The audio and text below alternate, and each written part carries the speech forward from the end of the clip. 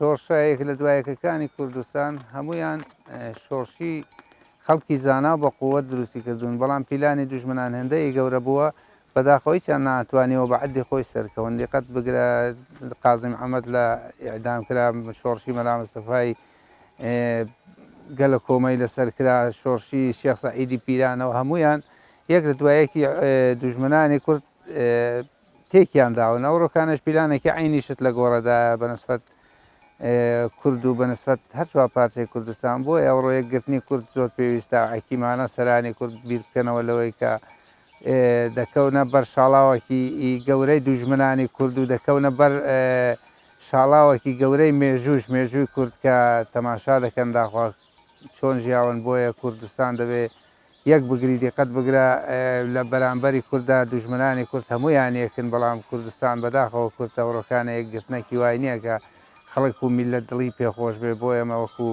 خۆمان داوا لە کوردستان لە سەرانی کورد دەکەین بە ئەم کە یەک ڕیزی و یەک دەنگی و یەک وتاری کورد بپارێزن و لە بەرامبەر هەموو پیلانەکانی دوژمنانی گەلی کورددا ڕاوەستن.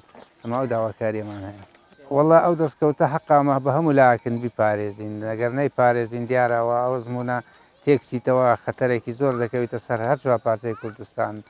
بۆیە ئێرەکانە دەوێت بە هەموو لاکن بیپارێزین و ڕای بگرینە. ئەو پیلانەش هەر لە میلەتی ڕاهەتا سەرێ بزانین ئەو پیلانەی تێک بشکێنینەوە، وابێ ئەگەر شتێکی وا بکەین بەرسەوی تورکیا بدرێتەوە، جاچە بە ئەلان بێ هەست کەس لە ماڵە خۆشی بێ بەهشت نەوعێکی بێت بتوانین ئەمە ئەو هێرشەی تورکیا ڕاگرین و محکومیکەین.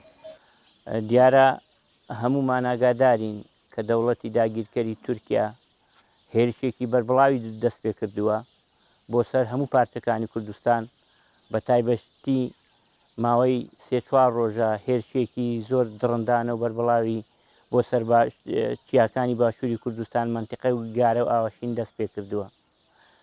دیارە دەستپێکردنی ئەو هێرشە پەیامێکی خەتەرناکە کە بەگەلی کوردستانی دەدات. بەگەلی کوردستان دەڵێ کە ئێمە تورکیاین، ئێمە تورکیاین، کوردمان ناوێ، کورد لە هەر ڕنگ و بۆنێکدا بێت ئێمە دژی دەوەستینەوە لە هەموو پارچەکان سەرهەڵدان و لە هەموو پارچەکان هەر کەسێک بە ناوی کوردایەتی و کوردبوونەوە قسە بکە ئێمە دژنی.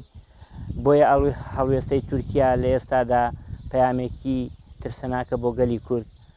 من پێم وایە وەکو کەسێکی قەندیلی بانگەوازیەک دەکەم بۆ ڕای گشتی دنیا، بانگەوازیەک دەکەم بۆ گەلی کوردستان لە هەموو پارچەکانی کوردستان، بانگەوازیەک دەکەم بۆ کەسایەتی سیاسی و حیزبە کوردستانیەکان بەگشتی پەیامی تورکیا لە پەیامی تورکیا تێبگەن.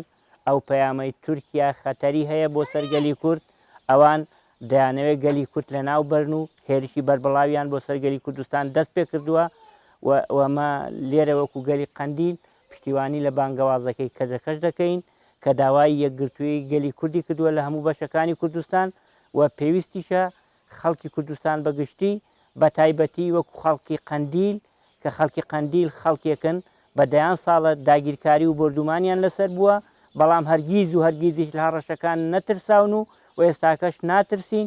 ئێمە پشتیوانی ئەو هەڵمەتە شۆڕژگێرانەی پەکەکە دەکەین، لەو گەریلایەنەی پەکەکە دەکەین کە لە چیا سەرکەشەکانی کوردستاندا بەرگریەکی تون دەکەن و لوتی داگیرکەری تورک دەشکێنن.